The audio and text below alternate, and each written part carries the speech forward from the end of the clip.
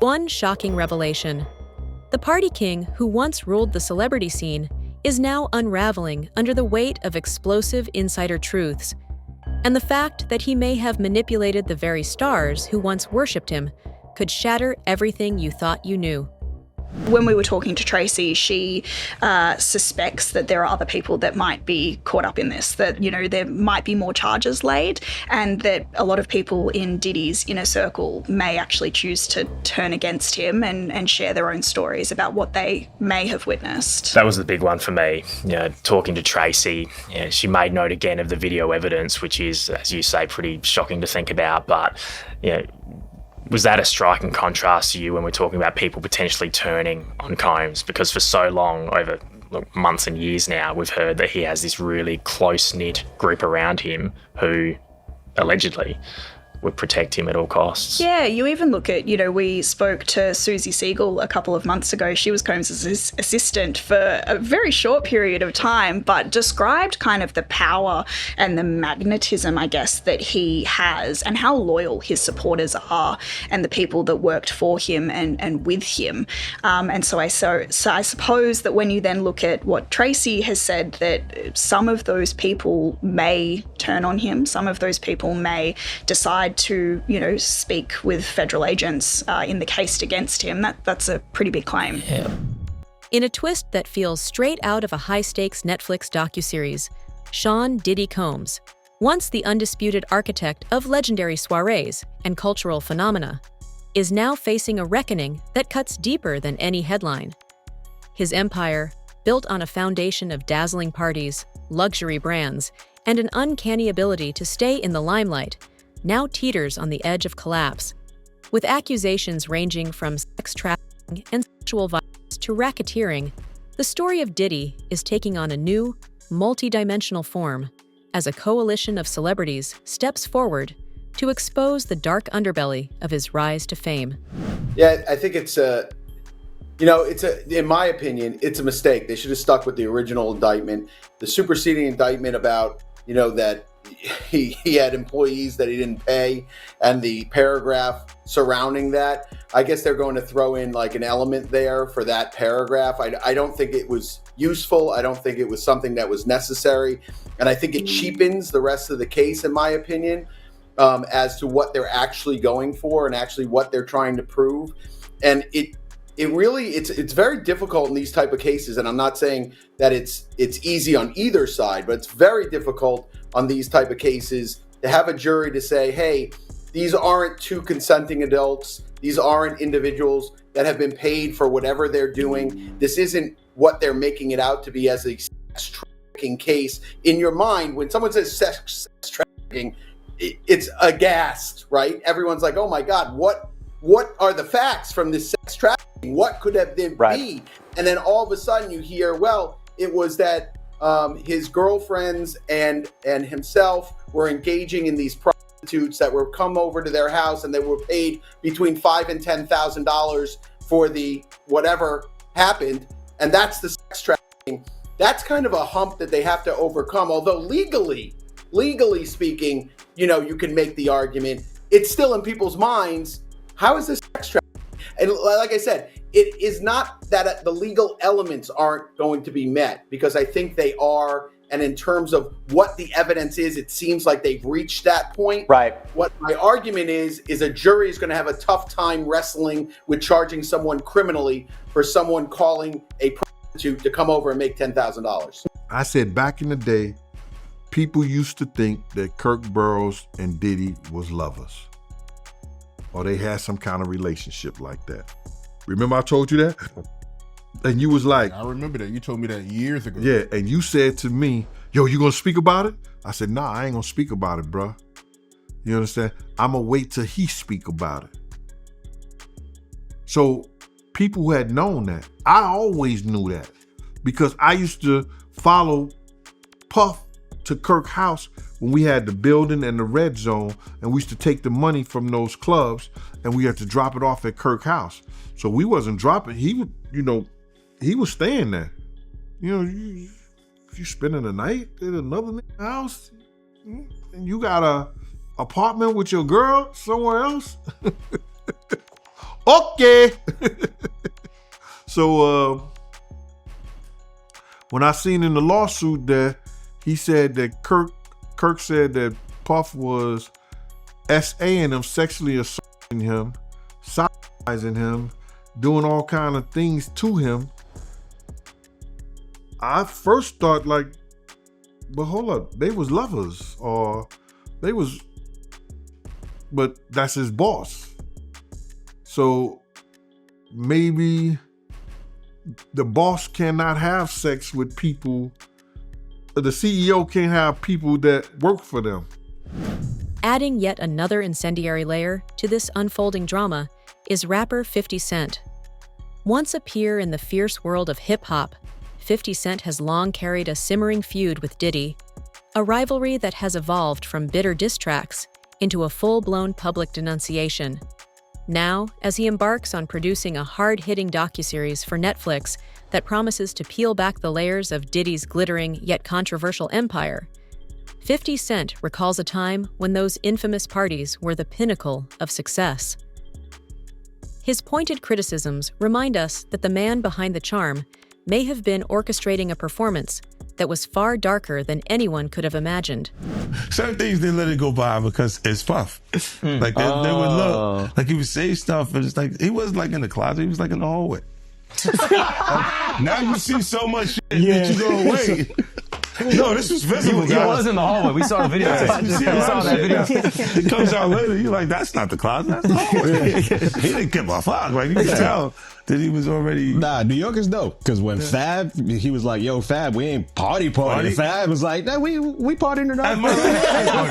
He's like, no, like, but he didn't party. Yeah.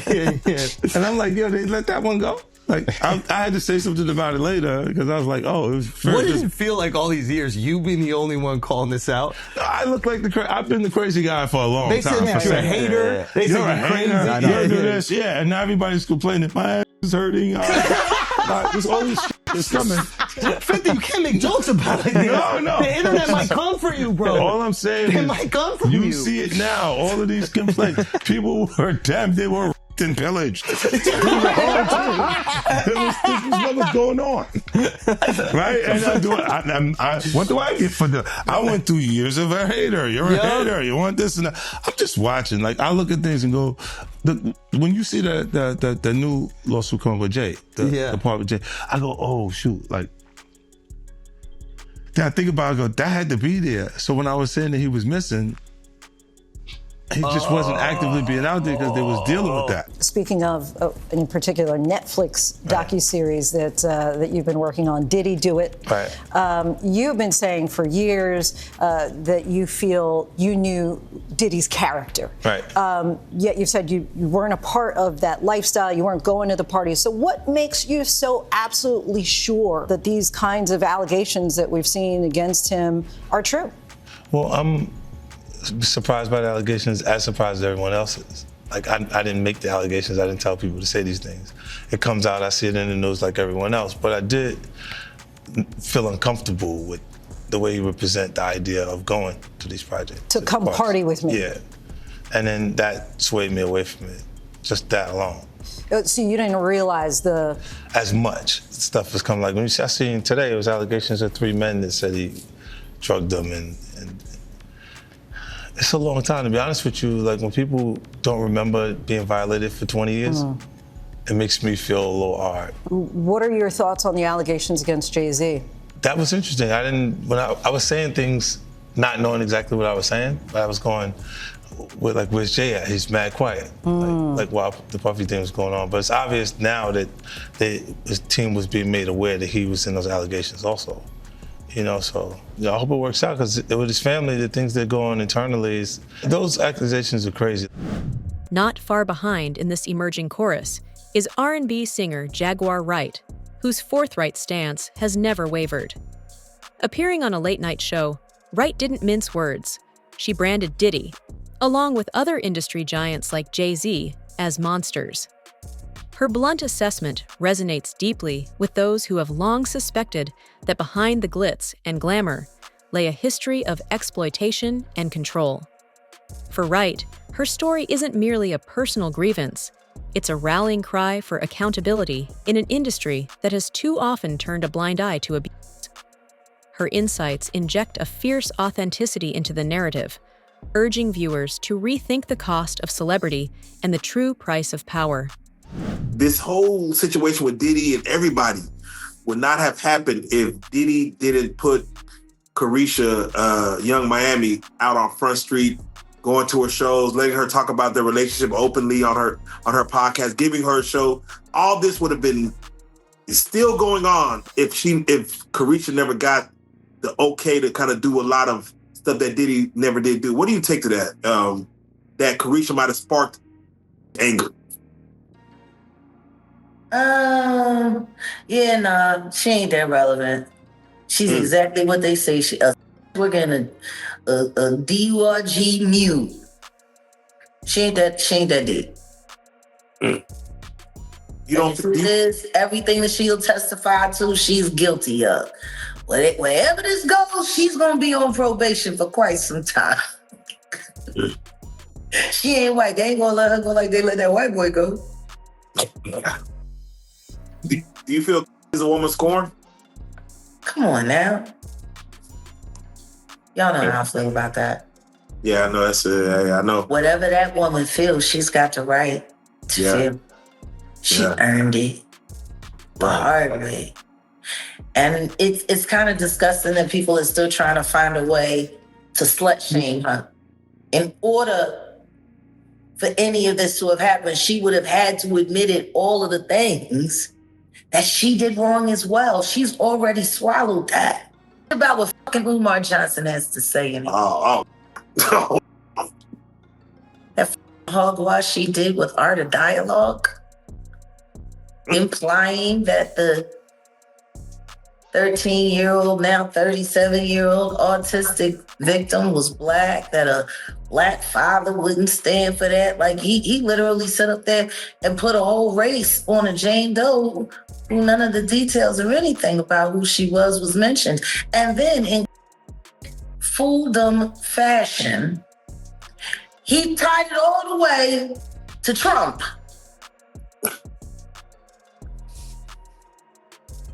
Trump. So here's the lineup. They're trying to take down all the black billionaires, so when Trump gets in office, all the black billionaires will know not to help their people.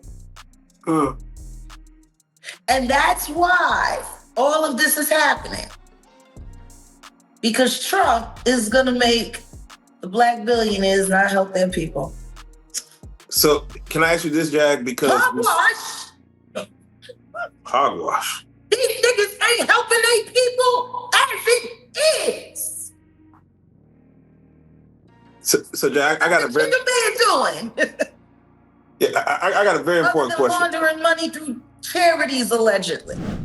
Mark Curry, whose early career was once buoyed by promises of stardom from the very mogul who claimed to launch dreams, now paints a very different picture. In candid interviews, the rapper recalls nights filled with unfulfilled promises and the bitter taste of betrayal. He accuses Diddy of more than just career sabotage. He alleges that the mogul manipulated creative credit and exploited loyalty as a currency in an industry where trust was everything. Yeah, bad boy for life. Yeah, Black Rob, you got Black Rob Muscle Game. You got Gangsta Lil Kim Puff, Forever. Man, I wrote the songs with like Cocaine. I did the A-Ball and MJG Ride With Me. I mean, I did, if you do the discog, I have a whole bunch of songs. A lot of people don't know they'd be like, you only did one song for Puff. Or there's one song for Bad Boy. As you check the history, do the resume, I got quite a few of them. You know what I'm saying? And there's plenty more. So that's nothing. Right. So I gotta ask you, right? You being a part of Bad Boy at one point, news broke today that Diddy, he's stepping away from Revolt. How do you feel about that? And how do you feel about these lawsuits accusing Diddy of abuse? What do you think about that? You knowing Diddy, do you think he's capable of doing that, man? Do I think? Yeah. there's no, every man possibly is capable. I think he's very capable of doing it. It's in his character. That's who he is. That's what comes with power. That's what comes with arrogance. That's what comes with, what makes him, power. That's just the selfishness to make you be like that, but with everything that's going on, man, you're looking at, they dropping them left and right. Companies are parting ways with him. All of that's happening right now because he's tarnishing his own image. What I think is just it's what I call as a character assassination that's going on right now. It might be a female that likes you. She naturally just like you, but he likes her, but she likes you. He's upset about that. He don't like that. The fact that she like you and don't like him, because he done worked hard to get the money, the jewelry, the cars, the house, the pool, the everything else that he think he needs in order to make himself feel like that person, that man. And then you don't have to have none of that. And this female still likes you even more than she likes him. He hates that. So that to me, I call that a man who has a problem with real men. That's crazy, man. So he'll feel a type of way if a female wanted one of his friends and not him. Yeah, he got to be the one, the shiny suit. That's why he put on the shiny suit. It's only one shiny suit. Can't be two shiny suits in the video, man. It's only one shiny. It can't be two kings under one castle. He know those words. Milk knows those words, man. Milk knows those words. Have you and Diddy ever got into it over a female? Yeah, I had this, one time. I want y'all to know this. These stories are strictly for when I was young and I didn't know no better. But now that I'm a grown man, my whole life has changed, man. I'm a different kind of individual, but... Then there is Aubrey O'Day, whose journey from being a vital member of the revolutionary girl group Danity Kane to becoming a casualty of a system dominated by Diddy's ruthless ambition is both heart-wrenching and infuriating. O'Day's departure from the group, under circumstances that she describes as steeped in control and intimidation, exposes a side of the industry where success is measured not just in record sales, but in the cost paid by one's dignity. Her recollections of a time when every day was a battle against unseen forces underscore a painful truth: that the glittering world of celebrity can often mask a landscape of exploitation and emotional ruin. When you are at a young age and you're being groomed, and like I said, America grooms us. Mm-hmm. So there's all kinds of issues that were, instilled in all of us that we are not even aware of until you leave. Mm-hmm. But specifically in this setting, an abuser grooms you in that manner so that when they finally do violate you in a serious way, all of that to me is serious though, frankly. Mm-hmm. When grooming is serious. But when they violate you in a assault way, it's people like I was told that you kind of took pause on Cassie's story because it's 11 years that she dealt with something that sounds so traumatic. I guess kind of were the words I was kind of told that your perspective was. Is that accurate? There are so many witnesses. There are so many victims. Now, if or if not there were to be any type of investigation occurring, no victim should be or can communicate with other victims. And so victims are likely not communicating with victims. Mm. But a lot of people that know things or that are building things or whatever do reach out, do tell you everything. Sometimes they'll just write everything. I mean, I receive information whether I want to or not. But I've erred on the side of stepping away from the movie that's being made. Mm-hmm. And I don't mean that literally, I mean that metaphorically.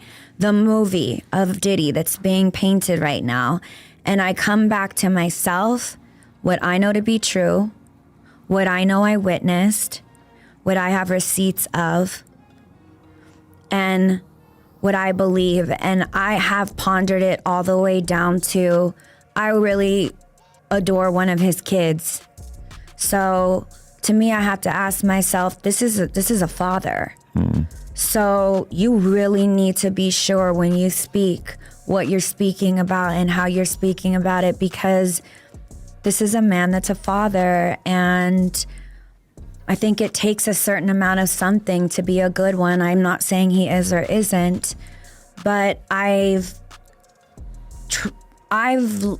have enough information at this point that I asked Jean just bluntly, is this a sociopath or is this somebody that can be redeemed?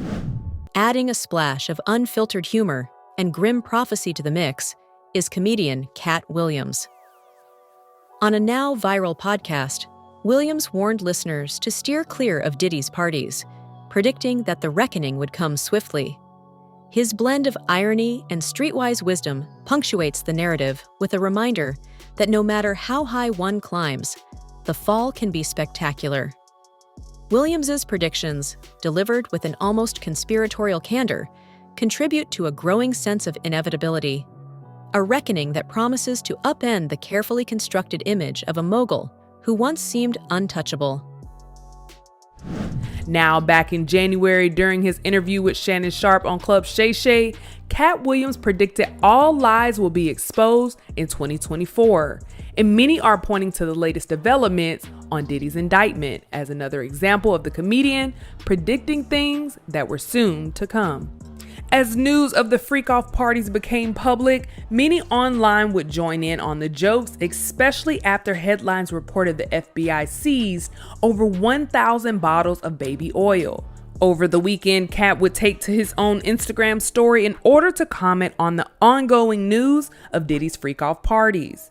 He would repost an AI-edited clip from 1991's New Jack City. However, the clip showcased Diddy's face on Nino Brown's body and would imply that when it comes time for a trial, Diddy will be telling on a few people. Cat's caption for the reposted clip would read, "Diddy about to snitch on everybody." In addition to that, Cat would repost another clip, this time coming from the film Bad Boys 2. The caption, "POV, when you leave a Diddy party." No, I'm not all right, Mike. 3 days of this shit got my nerves all rattled. My ass still hurts. Veteran talk show host Wendy Williams, who has built her career on calling out the powerful, has also been an unyielding critic of Diddy. Williams' long-held grievances, stemming from personal and professional betrayals, offer a sharp, incisive commentary on the nature of celebrity worship and the exploitation that often underpins it. Her observations cut through decades of carefully spun narratives, forcing us to confront the uncomfortable reality that even those once ensnared by Diddy's magnetic allure can eventually find the courage to speak out. I just were downstairs waiting, and everybody upstairs at the radio station is looking down, egging it on, waiting for something to go down. I didn't get a chance to hit the sidewalk, you know what I'm saying? Before I knew it, out of nowhere. Nobody called. It's not even like he knew. It was just like weird. Almost like karma. Next thing I know, he's out of the car and there's a whole bunch of rah-rah going on outside, and I'm still trying to figure out what the hell is going on. And I send Cower and Skell out on the sidewalk, and he comes back in and says, "It's Total outside, and they were about to set it on you." Now, Kirk Burroughs was the president of Bad Boy Records, and he even commented on Wendy's impact in this feud between the record labels and the damage that she done. In 2022, Kirk detailed the East Coast-West Coast feud between Bad Boy and Death Row Records, how this was a big part of the 90s and Wendy was involved. Kirk claimed that Diddy's infant son and the boy's mother, Misa Hilton, were paid to take a picture with Diddy's rival, Suge Knight, which I'm finally saying his name right, it's Suge. I get it now. He says it got back to the East that Misa was there in the office and that Suge was meeting Justin Combs and possibly holding him in his arms, and that there was a photograph of them taking a picture together. Now this is where Wendy gets in. Keep in mind there's this feud between Bad Boy and Death Row Records. It got back to the East that Misa, so Diddy's baby mama, was there in the office and that Suge was meeting Justin Combs and possibly holding him in his arms, and that there was this photographer there taking a picture. That wasn't the picture we needed to see on our end or we wanted the world to see at all. But guess who got their hands on this picture of this man holding Diddy's baby, well, Wendy Williams did. Wendy got the photo and announced that she had big news coming up on her radio station. The Bad Boy team had to intervene and prevent the photo from spreading to the public. And essentially, Diddy was able to use this scandal to get Wendy fired. You got fired from Hot 97 years ago because of Diddy. All these years later to see where Diddy currently is. What do you feel about that situation? Hey, when I watch TMZ and I see the stuff that goes on, I'm like, oh my gosh. And then all of a sudden I see me on TMZ. You know what I'm saying? It's really weird seeing me on TV when I'm caught in this position. You know what I'm saying? The other day I was watching Cookout, and there I am in the first opening scene. I was like, oh my God. Season 1, episode 13, there I am on Martin. You know what I'm saying? And as far as Diddy will go to prison for life, people. You don't know things that I knew about Diddy back in the day, and you want to know what? It's about time, people. It is about time. Diddy done. She still got Diddy done, do-da day. How you doing? See, she still got it. Wendy. Oh my God. The queen has spoken. There you have it. As legal battles intensify and Diddy's trial looms in May 2025, the stakes have never been higher. Courtroom dramas are set to collide with explosive digital evidence and a cascade of witness accounts that could reshape our understanding of an entire era in entertainment. Legal experts hint at a case that may reveal a systematic abuse of power, one where the tools of fame were repurposed to control and manipulate. And while the courtroom saga promises its own set of twists and turns, the offstage narrative, propelled by a coalition of once silenced voices, is equally riveting.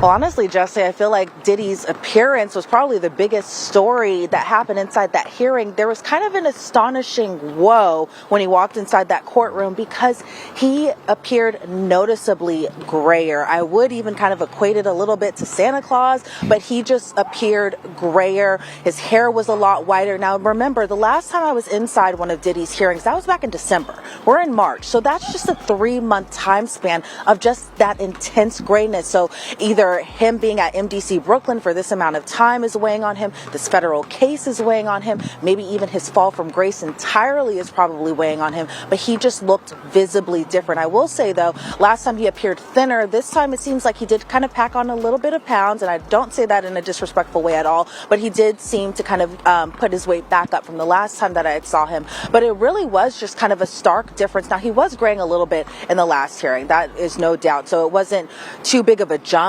But again, a lot of us who were sitting in the gallery, a lot of the reporters were just kind of like, whoa, because of just how astonishingly grayer he appeared during that time. Now, as far as who was inside that courtroom, it was, as far as his family goes, a lot smaller of a group than we've seen before. We've seen times where all of his kids, maybe with the exception of his now 2-year-old daughter, being inside that courtroom, putting up a united front. But again, this was kind of a smaller group this time. It was only Diddy's daughter, Jessie Combs, and it was Diddy's son, Christian Combs, also known as King, as well as Diddy's mother, Janice Combs. So, of course, when Diddy comes into the courtroom, that's the first thing he's looking out for, is that he's going to be looking out for his family. He's going to be waving to them. And like you had mentioned, Jesse, a key piece of evidence, and that's what the government was trying to argue there, that it is critical to their case to have this video admitted. Now, I will preface it and say this. The judge made no type of ruling on it, but he did kind of make a big suggestion. So before I get into that, let me just say the defense argues, and they kind of outlined this in their letter, that they believe that the video is deceptive. They have a forensic examiner who says that they put the video into editing software, and that CNN put the video into editing software, but that the times were changed, the sequence was changed, they covered up the timestamp. But let's face it, Jesse, we all saw that video. Whether or not CNN did allegedly speed up this video, or whether or not that they kind of framed different pieces in different sequences, it never takes your eyes kind of away from the fact, or that we saw with our own eyes, Diddy gruesomely beating up Cassie Ventura. It was terrible. It was really shocking. And, you know, we say it's shocking a lot, but I mean, I just remember watching that video because it did play on a loop on CNN that day, and it was just terrible to watch. If you're hungry for every new twist and every explosive detail, hit that like button, subscribe, and turn on notifications. Because when it comes to Diddy, the truth is coming, and you won't want to miss a single moment of this unraveling mystery.